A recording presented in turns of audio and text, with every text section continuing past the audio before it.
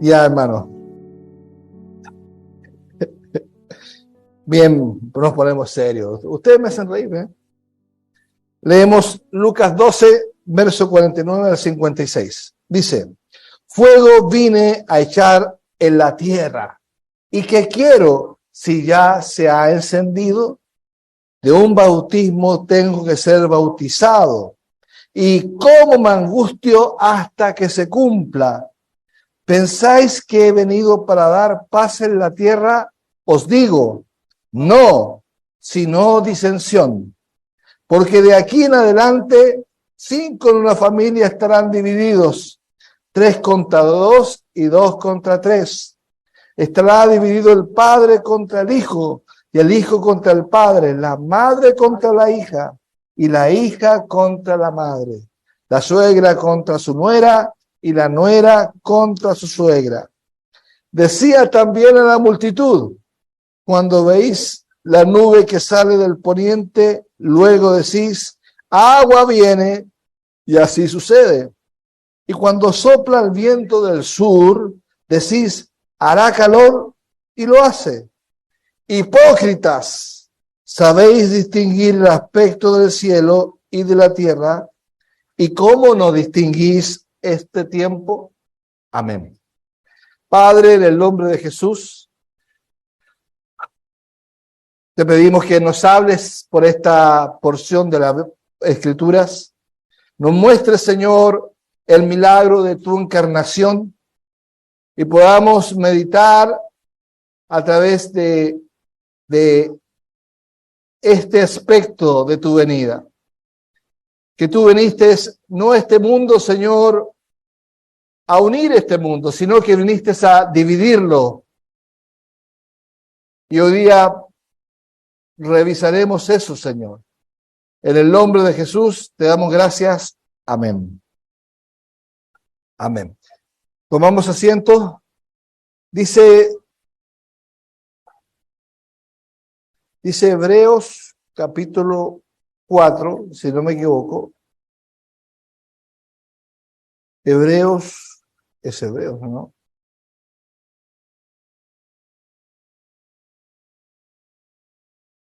Sí, Hebreos 4:12 dice, porque la palabra de Dios, dice, es viva y eficaz, ¿cierto? Porque la palabra de Dios es viva y eficaz, y más cortante que toda espada de 2 filos, y penetra hasta partir el alma y el espíritu, las coyunturas y los tuétanos, y discierne los pensamientos y las intenciones del corazón. Eso es la palabra de Dios. Jesús es la palabra. Amén. Él es la palabra encarnada, la palabra que se hizo hombre, el verbo hecho hombre. Y si dice el autor de Hebreos que la palabra es viva y eficaz, que divide, que penetra, que parte, Jesús también, Jesús justamente hizo eso, dividir. Y de eso vamos a hablar esta mañana.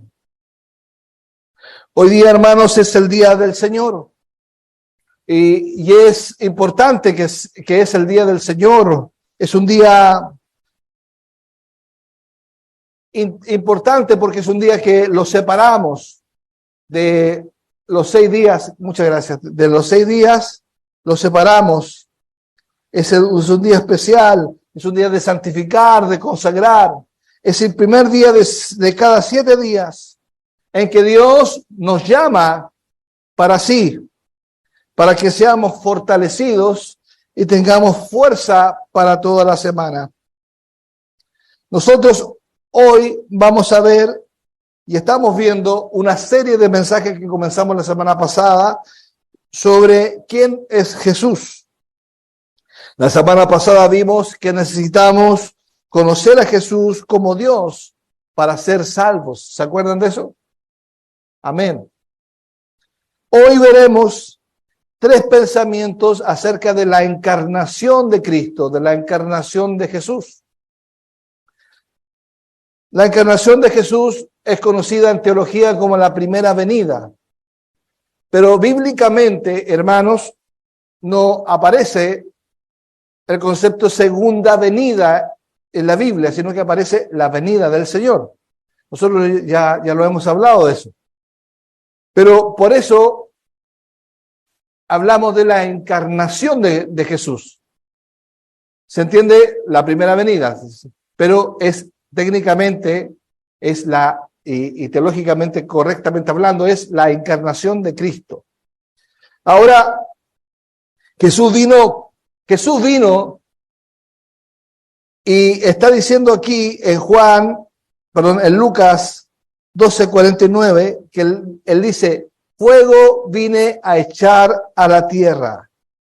Fuego vine a echar a la tierra.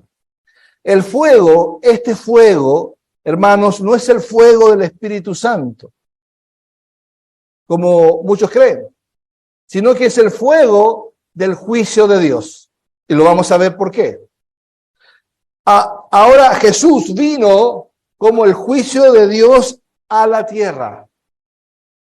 Su encarnación cambió la historia del mundo, tanto así que hablamos de antes de Cristo y después de Cristo. Ahora, ¿qué es la encarnación de Cristo y por qué es importante? En el cristianismo la palabra encarnación se utiliza para expresar la idea de que Jesucristo ha venido a la tierra en forma humana, de que Dios en Cristo ha venido en forma humana. La palabra, hermanos, es un término latín que significa literalmente el acto de ser encarnado. Se utilizó este término en latín en Juan 1:14, que habla de Jesús que se hizo carne y habitó entre nosotros. Y en latín se traduce como se encarnizó o se encarnó. Teológicamente, la humanidad de Jesús es un aspecto muy importante de su vida terrenal. Jesús es divino. Eso aparece en Juan 1:1, en Colosenses 1:16, para que ustedes lo vayan marcando. Pero Jesús, aun siendo divino, él también asumió un cuerpo humano para identificarse con la humanidad. Es por eso que él nació de una mujer. Mateo 1, Lucas 2. Comía la comida que comemos los seres humanos. Mateo 4:2, Mateo 21:18. Estoy marcando los versículos para que ustedes después lo vean. Jesús también dormía. Esto aparece en Lucas 8:23. Y experimentó Jesús también la tentación. Mateo 4:1-11. Al igual que otros seres humanos, Jesús podía sudar. Lucas 22:43-44 nos habla que él sudó gotas de sangre y sangrar. Juan 19:34. Jesús también mostró emociones humanas, incluyendo la ira, la alegría y la angustia. En términos de su plan divino, en términos del pacto, de la historia redentiva, Jesús también se hizo humano como parte de su plan para morir en nuestro lugar como sacrificio. Además, con el fin de resucitar, él primero tenía que morir físicamente y que requirió tomar un cuerpo físico. Entonces, estamos hablando de la encarnización o la encarnación de Cristo. Entonces, estamos diciendo que era fundamental que Jesús fuera 100% hombre, pero él también era 100% Dios. Amén. Ahora, en los siglos tercero y cuarto, esto fue motivo de un concilio, que fue el concilio de Calcedonia, donde estaban los arrianos. Los arrianos decían que Cristo era hombre, pero no era Dios. Entonces, este concilio se reunió, y los concilios, por ejemplo, el concilio de Nicea, que fue en el siglo III, o sea, el siglo IV fue en el año 350, más o menos,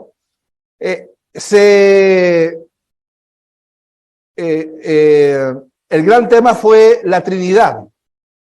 Fue el gran tema de la Trinidad, y ahí salió el credo de Nicea, o el credo apostólico también, que nosotros lo confesamos cada día domingo. Entonces, estos concilios se reunían para poder refutar ciertas verdades que estaban regadas como digo yo, como regadas como pólvora, ¿ya? Y entonces, y esta era la herejía arriana. Y el personaje que habló de esta herejía se llamaba Arrio, que fue más o menos en el año 400, 450, por ahí. Ahora, este concilio dijo que Jesús era 100% hombre y 100% Dios, que él tenía la naturaleza divina y la naturaleza humana. Ahora, para nosotros, hoy día, siglo XXI, es muy fácil decirlo, pero la verdad es que la herejía de Arrio sigue entre nosotros. ¿Y sabe qué religión es? Los testigos de Jehová. Los testigos de Jehová son arrianistas. Nada hay nuevo bajo el sol. Nada de nuevo. Amén.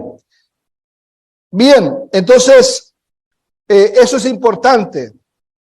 Es importante. La encarnación es valiosa, entonces, para nuestro crecimiento espiritual de muchas maneras. En ella descubrimos a un Dios que nos ama tanto, que vino a la tierra y tomó forma humana a nuestro beneficio. Gloria a Dios. ¿Ustedes han escuchado alguna vez y se explica a los niños en la escuela dominical que para conocer bien las hormigas, hubo un hombre que se hizo hormiga y que adoptó su naturaleza de hormiga y conoció a las hormigas? Eso es fantasía, pero así se le explica a los niños la encarnación de Cristo. Ahora, a nosotros no se lo explica así, pero si usted entiende, es que la naturaleza, por amor, adoptó la naturaleza de hombre, de ser humano, por amor a ti y amor a mí. Bendito sea Dios. En última instancia, Él vino a renunciar a su vida humana, por pagar nuestros pecados y ofrecernos la vida eterna con Él. Él, hermanos, no tuvo la oportunidad que tú y yo tenemos de formar familia. Él no tuvo la oportunidad que tú y yo tenemos de envejecer. Jesús nació para morir. Jesús nació para vivir una vida santa.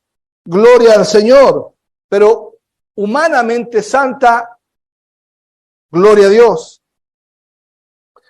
Como declara Juan 3:16, hermanos, declara, porque tanto amó Dios al mundo. Lo decimos, digámoslo de memoria. Dice, porque tanto amó Dios al mundo, que dio a su Hijo unigénito, para que todo aquel que en Él cree no se pierda, mas tenga vida eterna. Gloria a Dios. Amén. Bien, en este pasaje de Lucas 12, verso 49 al 56, nuestro Señor, el Señor, nos enseña tres aspectos de su encarnación, tres aspectos importantes de su encarnación, de su venida. Uno es la metáfora que usa de la encarnación, que lo vamos a ver. El segundo es el propósito de la encarnación. Y el tercero es distinguiendo su encarnación. Y para eso lo haré expositivamente como de costumbre. Desarrollamos entonces el primer punto, la metáfora de su encarnación.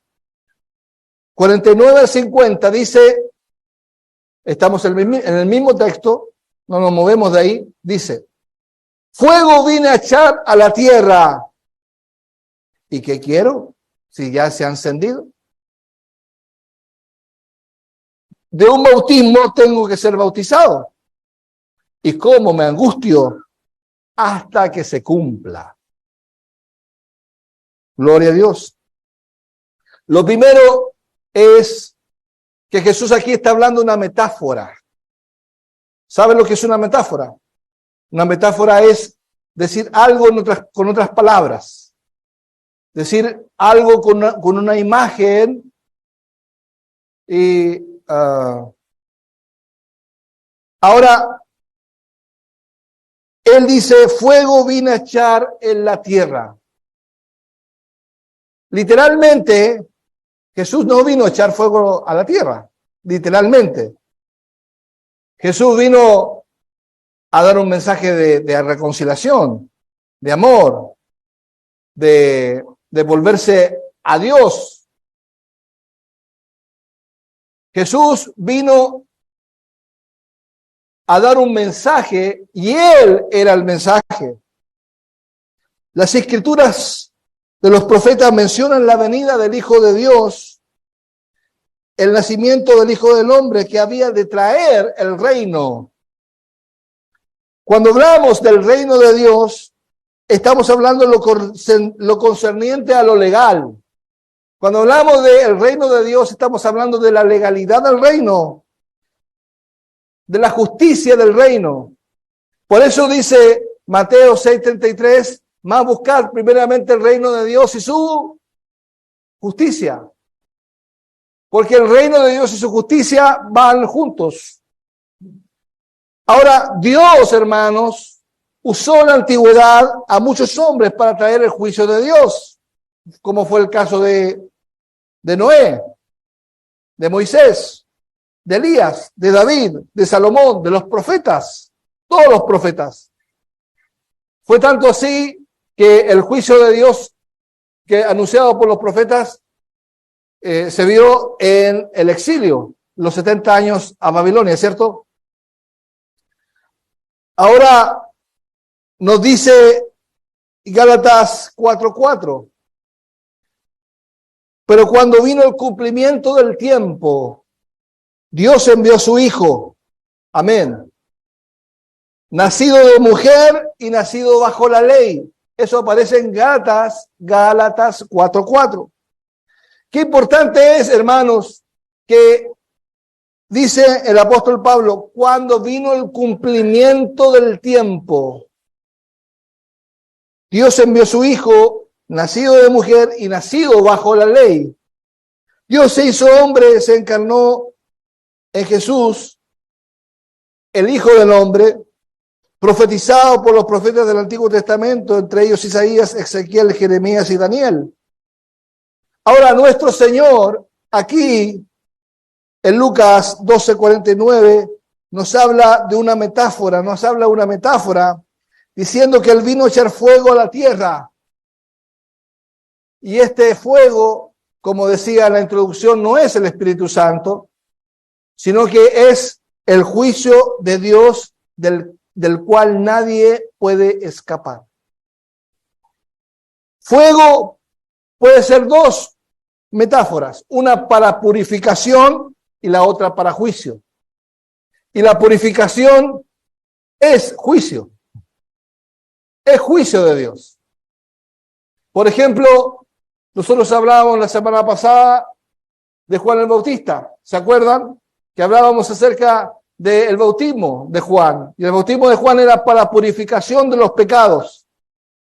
¿Y qué es lo que estaba lanzando Juan el Bautista ahí? Un juicio contra los judíos, contra los israelitas que se creían limpios, pero ellos eran pecadores. Y les estaba diciendo, ustedes son pecadores porque ustedes se tienen que bautizar en arrepentimiento. Asimismo como se bautizan los gentiles, se tienen que bautizar ustedes, porque ustedes son pecadores, señoras y señores, le decía. Entonces eso fue un juicio de Dios. Entonces la purificación y juicio es el fuego. Jesús vino en su encarnación como el Hijo del Hombre y su venida será como juez y rey de la tierra y el universo. La aparición de Jesús, hermanos, trajo división al mundo. Separó las tinieblas de la luz, separó los escogidos de Dios y condenó a los pecadores. Aleluya. Jesús habla de su muerte como un bautismo. Recordemos las palabras de Jesús el día que fue bautizado por Juan el Bautista cuando no lo quería bautizar. Jesús le dijo que era necesario que se cumpliese ¿qué? Toda justicia, hermano. Toda justicia. Entonces, en el verso 50, la parte A dice, de un bautismo tengo que ser bautizado. Él está hablando del fuego, ¿cierto? Dice, vine a echar fuego a la tierra. Y de un bautismo tengo que ser bautizado. Tiene relación. Ahora, esta referencia al bautismo se comprende mejor en el contexto de la respuesta de Jesús hacia Santiago y Juan, que pidieron sentarse a su derecha e izquierda en el reino. ¿Se acuerdan? Y Jesús les dijo, esto aparece en Marcos 10:38 para que lo note, Marcos 10:38, que dice, ¿no sabéis lo que pedís?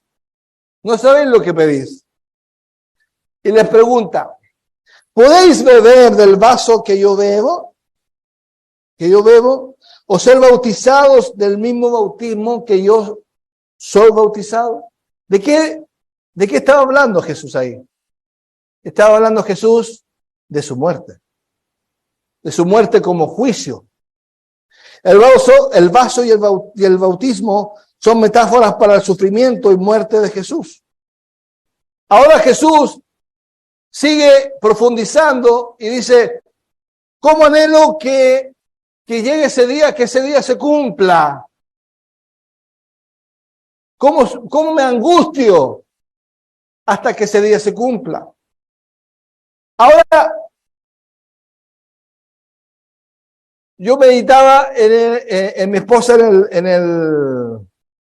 mi esposa se operó hace 2 semanas y hay una angustia que todos la hemos experimentado, seguramente también las mujeres que han dado a luz aquí, la angustia de la espera, ¿cierto? La angustia de la espera, la angustia de cuándo va a ser, de cuándo, aunque el médico dijo ya va a ser tal día, el 10 de enero, a las 5 de la mañana, en tal hospital, uno sabe la hora, pero hay una angustia. Ese proceso también lo vivió Jesús. Lo vivió Jesús, porque era hombre, ser humano. Él deseaba que esa espera terminara y la misión fuese cumplida. El juicio de Dios, hermanos, sobre la tierra ya se estaba cumpliendo en Jesús. Cuando Jesús vino al mundo, Jesús, fue un juicio de Dios en la tierra que dividió las aguas, que dividió entre los justos y los pecadores. Nosotros debemos entender esta metáfora en el contexto del juicio de Dios sobre esta tierra, el cual ya fue sentenciado sobre todos los hombres. Jesús dijo, el que cree en mí es salvo, ¿cierto? Y el que en mí no cree es condenado. No dice será en el juicio, veremos ahí si es que... No, dice ya está condenado. Solo se salvan de la muerte eterna los que han sido escogidos de Dios antes de la fundación del mundo y se arrepienten y creen en el Evangelio de Jesús. Juan el Bautista dijo estas palabras.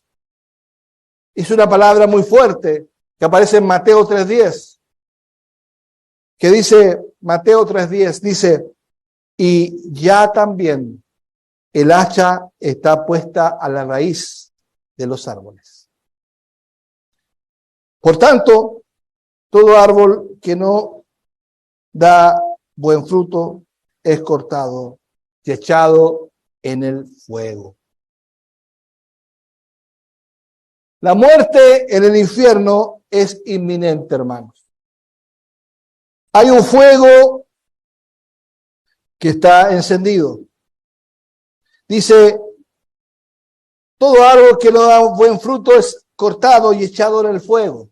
El infierno es el fuego. El infierno existe, es real. La muerte eterna en el infierno no es una metáfora, es una realidad. Y es inminente. Los seres humanos que no damos buen fruto porque nuestra raíz es pecaminosa y es pecadora.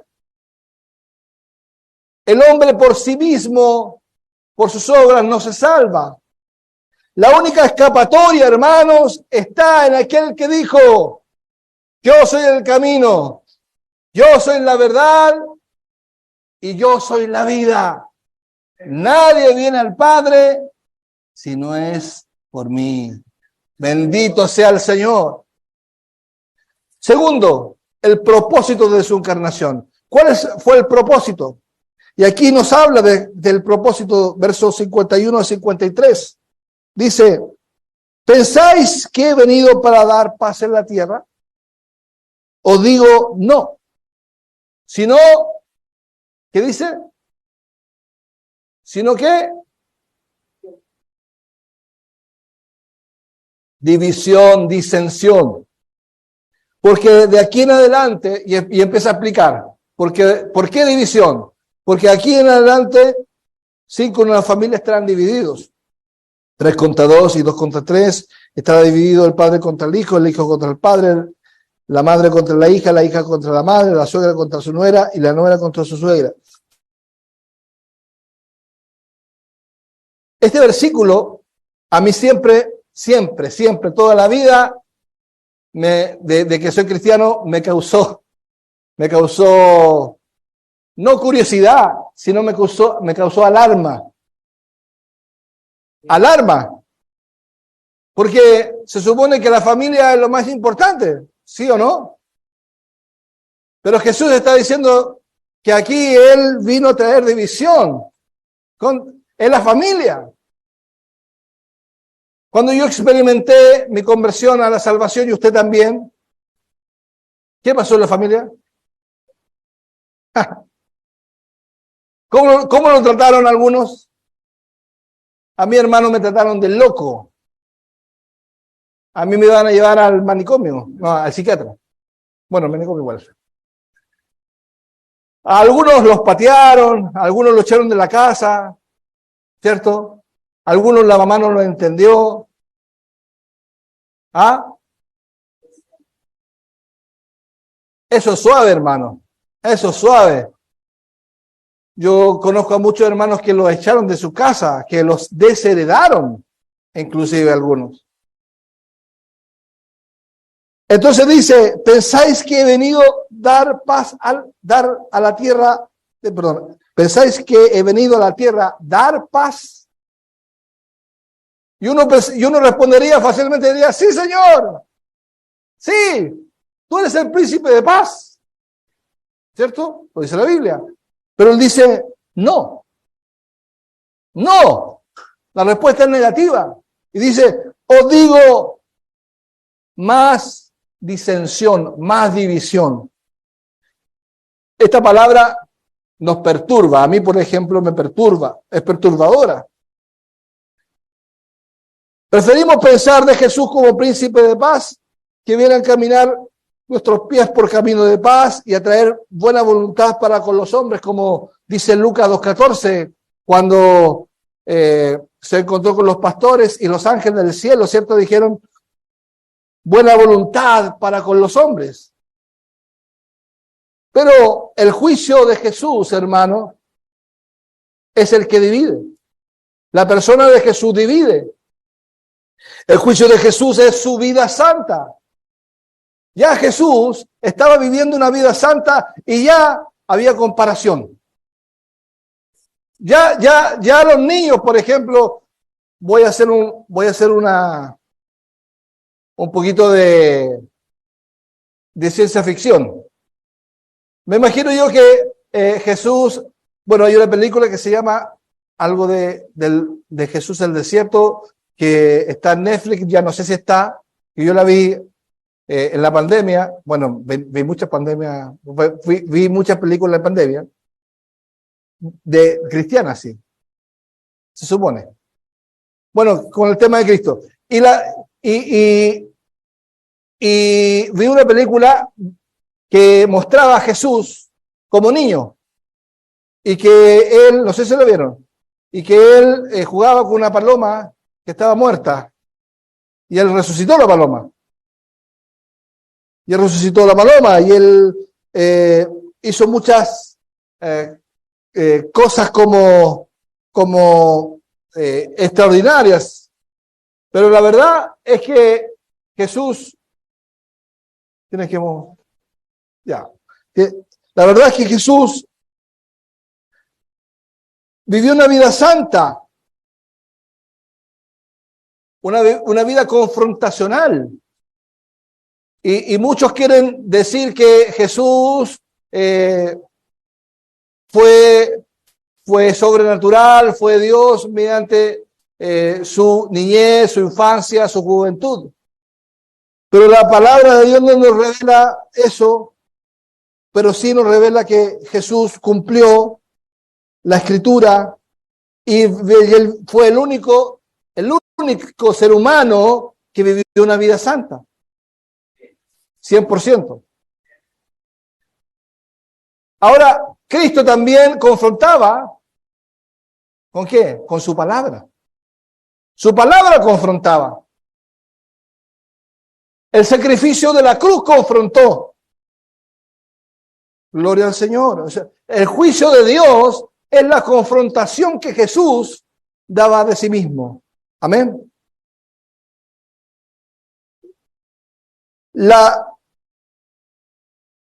El juicio de Jesús, la cruz, la cual une a los llamados de Dios y divide a los hombres entre justos e injustos, salvos y pecadores. Aquí dice que hasta las familias serán divididas a causa de Jesús. Las familias serán divididas a causa del mensaje de la cruz. Dice el verso 53, el padre estará dividido contra el hijo, y el hijo contra el padre, la madre contra la hija contra la madre. Estas palabras las dijo un profeta, Miqueas, en el capítulo 7 del verso 6. Búsquelo, por favor, porque nos llama la atención poderosamente que esas palabras estuvieran dichas ya anteriormente por un profeta. El versículo 6 de Miqueas 7 dice, porque el hijo deshonra al padre, la hija se levanta contra la madre, la nuera contra su suegra, y los enemigos de los hombres, del hombre, son los de su casa. Fuerte, ¿no?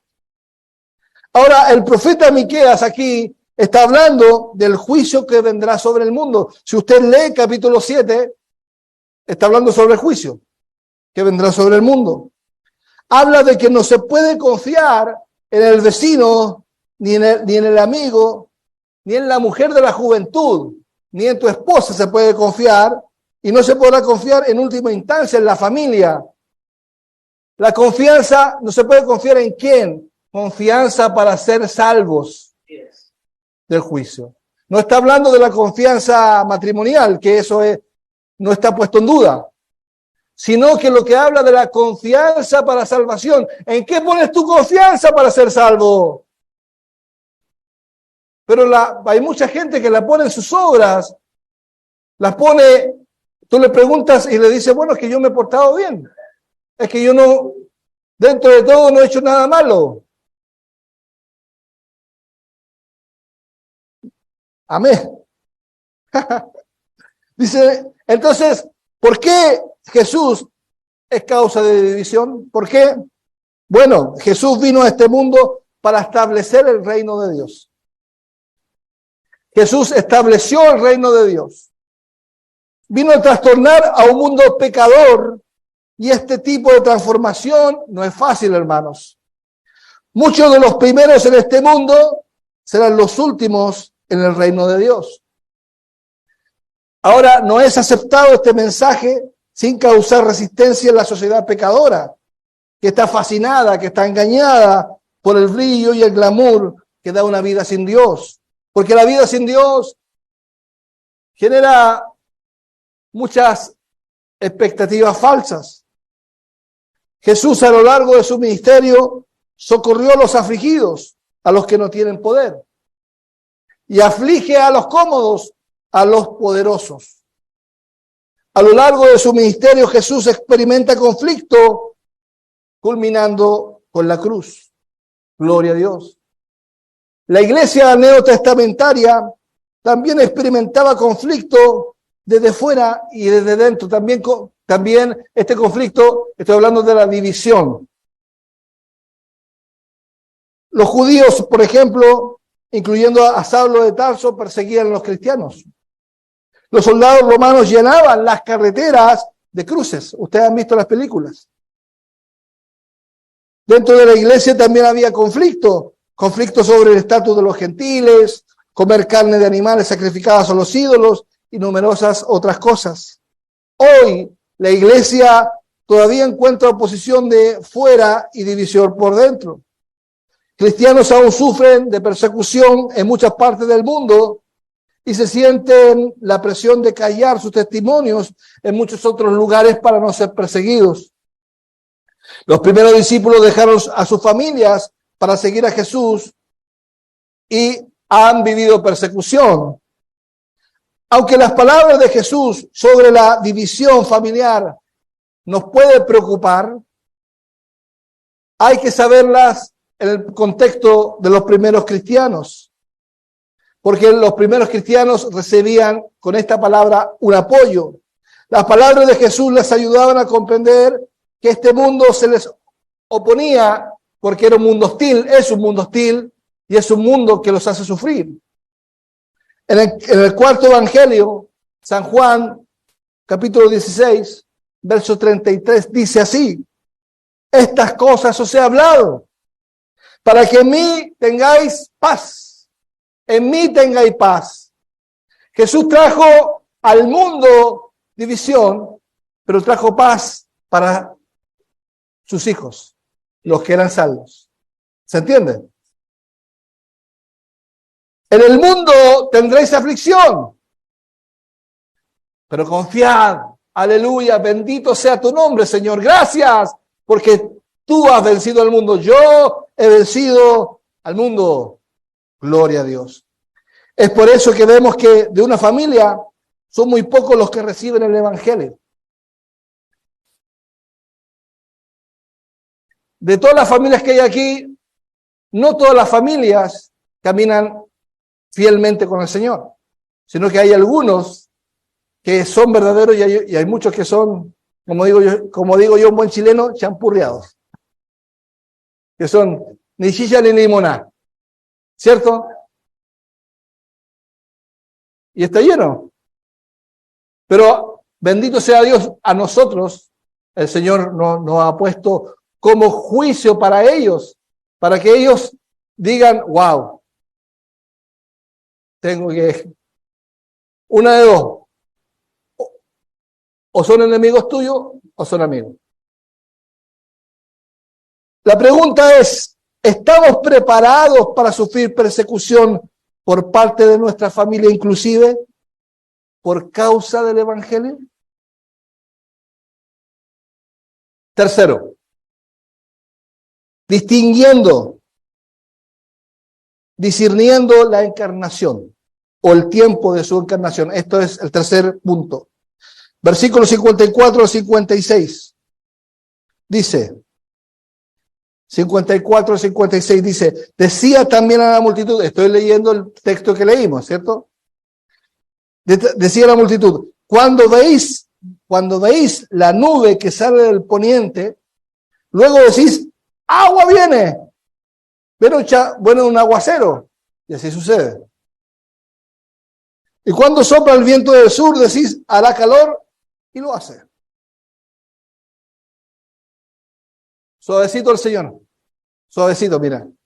Hipócritas, ¿sabéis distinguir el aspecto del cielo y de la tierra? Y les pregunta, ¿cómo no distinguís este kairos, este tiempo?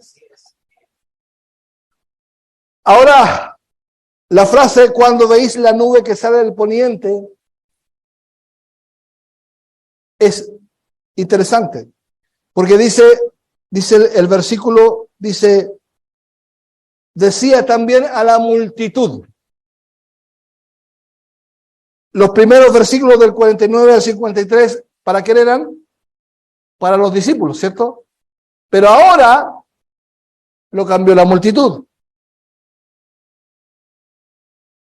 Y les comienza a hablar en un lenguaje que ellos entienden. ¿Por qué? Porque ellos eran pastores y eran agricultores. Una nube que sube por el oeste, que proviene del Mediterráneo, promete lluvia. Un viento del sur, procedente del desierto, anuncia que se preparen para un día caluroso. Los granjeros y los pastores saben reconocer estas señales. Esta sabiduría natural es indispensable para la supervivencia. Amén. Ahora, para nosotros hoy día, la verdad es que son muy pocas las personas que pueden discernir las señales del cielo, de la tierra, para decir, e incluso yo me atrevo a decir que la gente que vive en el campo, la gente que nacida y criada en el campo, tiene esa facultad. ¿Es así o no? ¿O no? Casi siempre. Casi siempre que miran el cielo y dicen, gancho, está rojo, va a llover. Va a llover mañana y están cayendo los patos hoy día, pero mañana va a llover. Y llueve. Ahora a nosotros es muy, nosotros esas señales ya no nos importan, porque nosotros es cosa de abrimos el celular, la app del tiempo y vemos si va a llover mañana, si va a hacer calor, etcétera, etcétera. Ahora Jesús los trató de hipócritas. Notemos que Jesús trata de hipócritas a los fariseos y escribas en muchos pasajes, ¿cierto? Pero esta es la única vez en que Jesús llama hipócritas a la multitud. Hipócritas. Usted sabe lo que es un hipócrita. Es un falso. Es un actor. Es alguien que está actuando un papel que no es el de él. Y le dice, hipócritas, ¿sabéis examinar la faz del cielo y de la tierra? ¿Y cómo lo reconocéis de este tiempo? Hemos aprendido a reconocer señales del tiempo imprescindibles para la supervivencia física. Le está diciendo. Sin embargo, no han aprendido a reconocer las señales del kairos. Ese tiempo se refiere al kairos, al tiempo espiritual. que era imprescindible para tener supervivencia espiritual. O sea, les está diciendo, ustedes son hipócritas porque saben discernir, distinguir el tiempo natural, pero no saben distinguir el tiempo espiritual. Que un día sea lluvioso o caluroso importa solo por poco tiempo, pero importa para siempre que Jesús se encuentra entre ellos como el Mesías, el Salvador, la encarnación de Dios, el portador del reino de Dios. Las señales que nos preocupan hoy día ya no son las señales climáticas, sino que son las señales políticas, las señales económicas. ¿Qué hará el Congreso y cómo nos afectará a nosotros? ¿Atravesará nuestro terreno la nueva carretera y cómo nos afectará eso? ¿Subirá la bolsa o no? ¿Podemos encontrar la manera de predecir el futuro para hacer la apuesta correcta? Hermanos, somos muy parecidos a la gente a la que Jesús se dirigía, a la multitud, porque ellos también se interesaban en señales que afectarían su futuro económico. Cuando te toca en el bolsillo, uno ya se pone... También somos como la gente a la que Jesús se dirigía, porque aunque estamos muy interesados en las señales políticas y económicas, nos importan poco los asuntos espirituales. Vemos, por ejemplo, cómo se desintegra la familia y no actuamos en defender la integridad familiar. Vemos una industria de entretenimiento que promulga el sexo y violencia, pero protestamos contra los esfuerzos por limitar su libertad mientras corrompen a nuestros hijos. En la televisión vemos morir de hambre a los pobres del mundo, pero nos sentamos a cenar sin considerar cómo los podemos ayudar. Vemos a hombres y a mujeres muriendo de SIDA y cambiamos de canal. Oímos las historias de cristianos perseguidos por el mundo y no reconocemos que son nuestros hermanos y hermanas. Vemos sugerir numerosos temas biomédicos y decimos que son demasiado complejos para comprender. Igual que la gente de la época de Jesús, nos especializamos en cosas menores. Y Jesús nos vuelve a decir el día de hoy, ¿y cómo nos distinguís este kairos, este tiempo? El kairos es el tiempo espiritual. Roguemos que, entonces, hermanos, que la encarnación de Cristo, que es su vida, su obra, su pasión, su resurrección y ascensión, o sea, decir, la primera venida del Señor, nos haga sensibles a la realidad político, social, económica, y que nos lleve a clamar, venga tu reino, hágase tu voluntad, aquí en la tierra, como se echa en los cielos. Amén. Para concluir, desde la primera venida de Jesús, está determinado el tiempo de la gracia. Estamos en el tiempo de la gracia, hermanos. El tiempo de la gracia es el tiempo que nosotros podemos, como dice Hebreos, o hallar oportuno socorro. ¿Para qué? Para que los hombres nos volvamos y nos convirtamos a Dios. La encarnación de Jesús, hermanos, abrió esa puerta. El Verbo se hizo hombre. La encarnación de Jesús ató a Satanás y permitió que el Evangelio sea predicado en todo el mundo y millones se han convertido a él. Esta es la señal inequívoca de la gracia de Dios. Nosotros, al igual que la multitud, sabemos distinguir los cambios que hace el cielo, cambios que hay en la tierra. Podemos ver el mar y si el mar, ustedes saben que si el mar se recoge, uno sabe que va a venir algo grande o la luna, etcétera. Pero no sabemos, hermanos, distinguir la señal de los tiempos. Debemos ocuparnos de eso. Debemos ocuparnos de saber, de ser especialistas del tiempo de Dios. Hay meteorólogos que son especialistas en las señales de los tiempos y aún así se equivocan. Pero nosotros, cristianos, debemos ser los especialistas en leer las señales de los tiempos. Las señales de los tiempos no es el 666, no es el chip. Nosotros lo podemos encontrar gracioso, pero la verdad es que en el mundo pentecostal eso es fuerte. Es muy fuerte, pero me han llegado mensajes diciéndome que yo creo, que no, que sé. Bueno, el tema es que yo no creo que el chip sea algo, porque la palabra de Dios habla de la marca del 666, pero no habla como chip. Lo habla como la marca del pecador. La marca 666 es la marca del pecador. El 77 es el sello del Espíritu Santo. Entonces, tenemos un contraste. El sello del Espíritu, por un lado, que tenemos los hijos de Dios y que es indeleble, gloria a Dios. Que nadie lo puede borrar, que es imborrable. Y la marca de la bestia del 666, que es la marca del pecador, que sí se puede borrar. La sangre de Jesús lo puede borrar.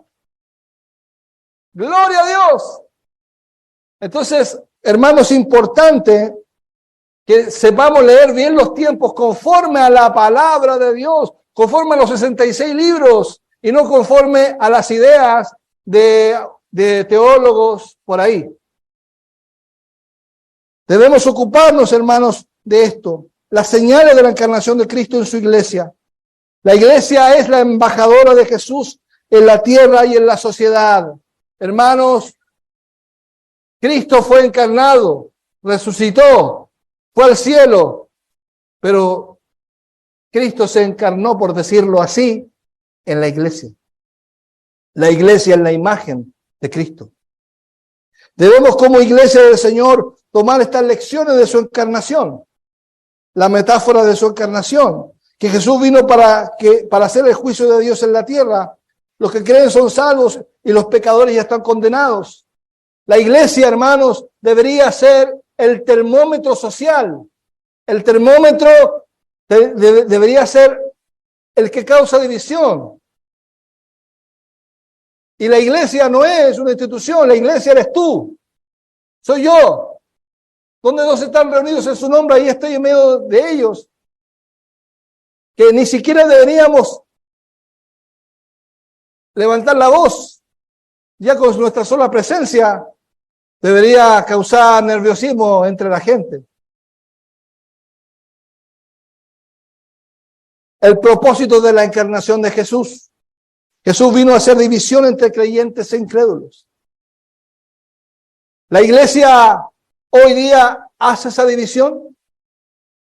¿O a todos los mete en el mismo saco?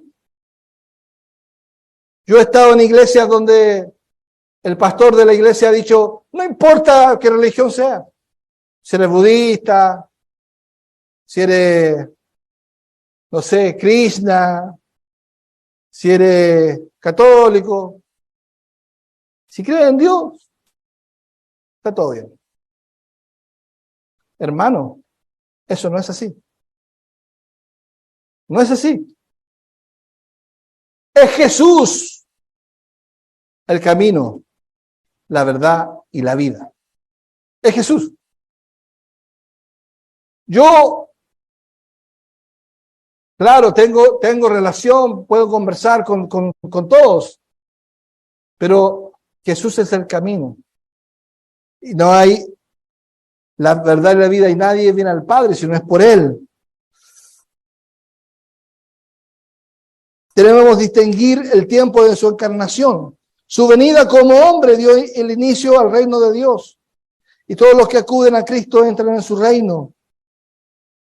Nosotros tenemos que mostrarles las señales a la gente de que el reino de Dios se ha acercado y sigue vivo en la iglesia.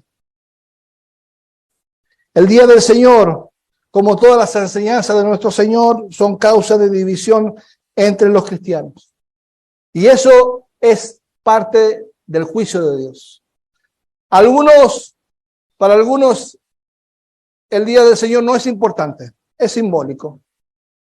Para otros, la cena del Señor no es importante, es simbólica. La toman con Coca-Cola y con hamburguesa. Ya que parece un chiste, pero es verdad.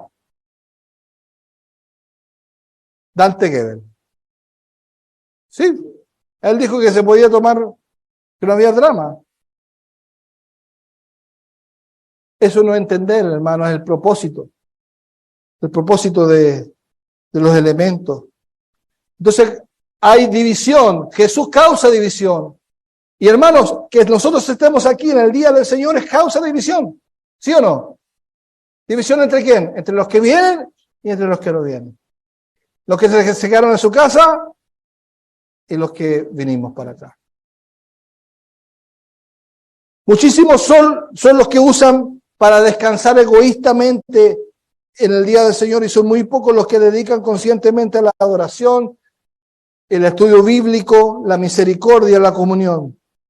Hermanos, el fuego del juicio de Jesús ya está lanzado sobre la tierra. Jesús vino a echar fuego sobre la tierra y ese fuego es el Evangelio. El Evangelio divide.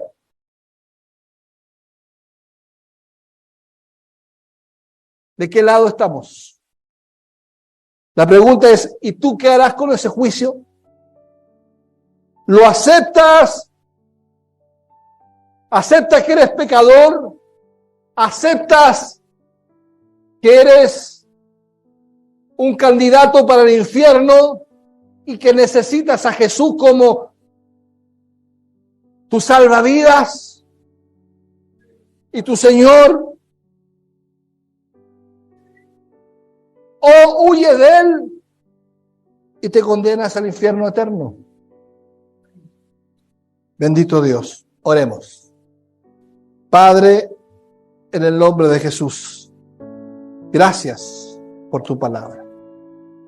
Gracias, Señor, porque ella nos enseña que Cristo es nuestro juez, nuestro Rey soberano, pero también es nuestro juez.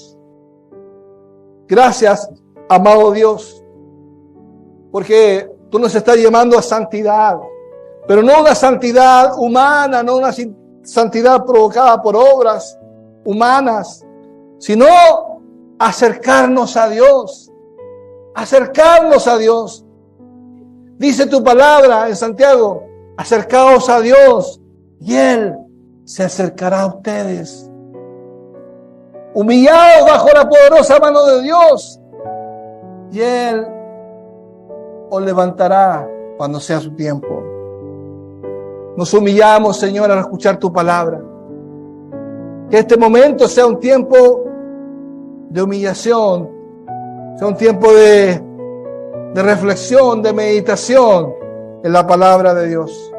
Mientras escuchamos este canto, usted reflexione, medite, póngase de rodillas si quiere, llore, es libre para hacerlo. Nadie le va a decir nada, nadie le va a mirar. Sirva a Dios con su mente, sirva a Dios con su alma y también sirva a Dios con sus emociones. En el nombre de Jesús, gracias.